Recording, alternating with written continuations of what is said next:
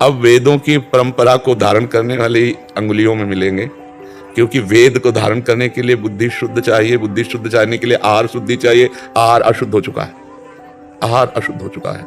अब जैसे यज्ञ की तो आप संत महात्मा जन हैं, बड़ी बड़ी गौशालाएं होंगी तो हम उस पर ज्यादा नहीं कह सकते, नहीं तो यज्ञ करने के लिए अब हमारे पास सामग्री नहीं रह गई, क्योंकि जौ धान्य आदि जो वस्तुएं हैं सब केमिकल और वो खाद ऐसे फेंके जाते हैं कि वो अपवित्र हो चुके हैं। और जो दुग्ध है, घृत है, ये सारे अपवित्र हो चुके हैं। और अभी तो हम लोगों को पवित्र कर ही दिया गया महाराज। हाँ, और वो हम आप सबको खिला दिया गया।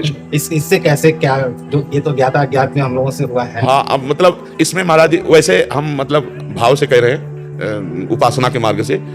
अगर हमें जहर भी मिला के दिया जाता तो हम खाते ना, क्योंकि प्रसाद शब्द हमने प्रसाद पाया ना कि लड्डू पाए, और ना हमने कोई अन्य पदार्थ पाया, इसलिए ना हमें कोई भ्रष्ट। अगर प्रसाद शब्द है तो कोई उपाय करने की जरूरत नहीं, उपाय करना प्रसाद का अपमान है। और अगर प्रसाद शब्द नहीं है, लड्डू शब्द है, तो फिर आप लड्डू क्यों खाए? अगर प्रसाद शब्द है तो हम फिर नहीं मानते, प्रसाद के आगे हम नहीं मानते। देखो महाराज जी, वैसे तो पंचगव्य आदि, भगवत चरणामृत आदि बड़े भाव हैं, लेकिन प्रसाद शब्द में हम दूषण शब्द नहीं लगा सकते। हमारी श्रद्धा, ये हम पर्सनल श्रद्धा कह रहे हैं। अगर हमारे इष्ट का प्रसाद ऐसे करके दिया जा रहा है और हम पा लिए, इसके बाद उसमें बताया गया कि अभक्ष पदार्थ था, तो हमने खाया ही नहीं अभक्ष पदार्थ, हमने तो अपने इष्ट का प्रसाद पाया। बस भाव का सारा खेल है। दुर्वासा जी से गोपियों ने कहा कि जब हम यमुना जी के इधर पार आना चाहती थी तो श्री कृष्ण से पूछा कि कैसे पल्ली पार जाए, तुम्हारे गुरु आए हैं दुर्वासा जी दर्शन करने। तो उन्होंने कहा मैं अगर अखंड बाल ब्रह्मचारी हूं तो यमुना जी मार्ग दे दे, ऐसा बोल देना। तो ऐसा बोल दिया था, मार्ग दे दिया था। अब जो ज्ञान है उसकी सार्थकता है इसी में कि हर समय भगवत स्मरण, लीला गायन, लीला श्रवण, यही भगवान शिव पूर्ण है, परमात्मा है, लेकिन वो भी भगवान की लीला गायन करते हैं, भगवान का नाम जप करते हैं। अस कई जपन लगे हरिनामा, है ना? ऐसे तो हमें लगता है कि सब ज्ञान का ज्ञान ये है कि कोई भी सेकेंड, कोई भी श्वास, कोई भी मिनट भगवत स्मरण रहित न हो। बस ये पकड़ ले साधक, सब बोध हो जाएगा, सब ज्ञान हो जाएगा, सब कुछ हो जाएगा। नहीं, अशुद्ध ज्ञान क्या होता है कि दूसरों को उपदेश कर दिया, लेकिन हमारी स्थिति इंद्रिय और मन की गुलामी में है, तो बात बनी नहीं। जब इंद्रिय और मन हमारे अधीन हो जाए तब तो बात समझ में आवे। इनका चिंतन शून्य हो जाना ये ज्ञान का परम लाभ है।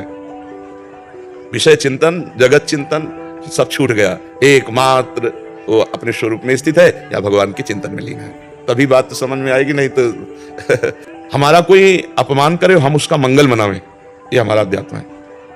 हमें पीड़ा पहुंचा रहा है, हमें अपमानित कर रहा है, हमें हमारी निंदा कर रहा है, हमारे अंदर से निकल रहा है तुम्हारा त्रिकाल में भी कहीं भी अमंगल न हो, भगवान तुम्हें स्वस्थ रखें, तुम्हारी बुद्धि शुद्ध हो और तुम सदैव सुखी रहो।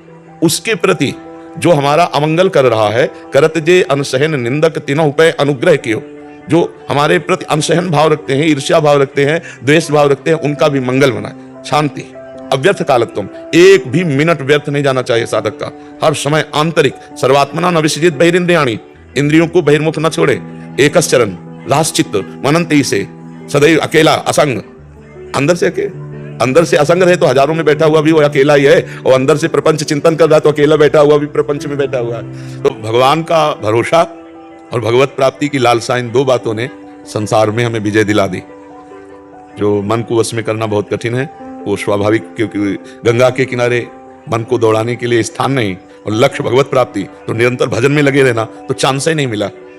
कभी ऐसा चांस नहीं मिला जीवन में, मतलब वृंदावन के सिवा, कि हमने कभी गरम गरम भरपेट रोटी पाई हो पूरे जीवन में, कि ऐसे कोई बनाता जा रहा हो, हम ऐसे पाते नहीं। जो प्रारब्धवशात कभी दो परेठा, कभी कुछ ऐसे, कभी कोई गुड़ ही दे दिया, तो ऐसे पार होता रहा है। यहाँ आप सुविधा मिली है। अब चूंकि भगवान अगर सुविधा ना देते तो बड़ी दुर्दशा हो जाती, कहाँ से डायलिसिस होता। तो भगवान कृपा किए, यहाँ सुविधा मिली पूरे जीवन में अब आकर, क्योंकि अगर अब सुविधा ना मिलती तो बड़ी दुर्दशा हो जाती है। गंगा किनारे वाले का दोस्त कौन बनेगा? महादेव बनेंगे, दूसरा कौन बनेगा? भगवान के सिवा कोई दोस्त होता है जब कुछ हो पास ना, तब दोस्त होता है ना। हमारे पास भगवान के सिवा कुछ था ही नहीं, एक अचला कमंडल छड़ी, इसके सिवा कोई है नहीं, तो दोस्त कौन होगा ना? जब दोस्त नहीं तो दुश्मन का सवाल क्या होता है? दोस्त किसी नहीं, सब हमारे भगवान हैं, इतनी मान्यता है। सब में मेरे प्रभु विराजमान, वही कृपा करके दर्शन दे ले आए और उसी भाव से मिलते हैं। किसी से अपनापन नहीं, आज तक किसी से अपनापन नहीं। हमारी श्री जी हैं, जो मंत्र दिया वही फोन नंबर है, श्री जी से बात करो, श्री जी हमारी है, लाडली जो हमारी है, दूसरा कोई नहीं। भगवान को पसंद है अपने कर्तव्य का पालन करना, आप जिस गृहस्थ धर्म में हैं अपने कर्तव्य का पालन करें तो वो भगवान की पूजा हो जाएगी। जैसे मानो पत्नी है, पुत्र है, माता पिता हैं, आप अच्छे धर्म के द्वारा धन कमाइए और उनको सुख प्रदान कीजिए और उनमें भगवत भावना कीजिए। घर में ठाकुर जी विराजमान है, हाँ, जब भोग बने तो ठाकुर जी को भोग को, हाँ हाँ, तो ये सब भजन ही तो है ना। भजन का मतलब क्या समझते हो? आपकी कहीं एकांत गुफा में जाके चुपचाप बैठ जाना, तो बैठ पाओगे? चुपचाप भाग पड़ोगे, नहीं भाग पड़ोगे यार। पहले तो मन ज्यादा लगता था, अब तो एकांत में जब से आए तो भजन ही नहीं हो रहा है। आप फिर युद्ध देखोगे मन का। गृहस्थी में बहुत बढ़िया भजन होता है, बस शुरुआत यहां से होती है। नाथ सकल संपदा तुम्हारी, मैं सेवक समेत सुत नारी। पहले ये मानो टोटल ये सब श्री भगवान का है, मुझे जो कार्य मिला है वो भगवान का कार्य है।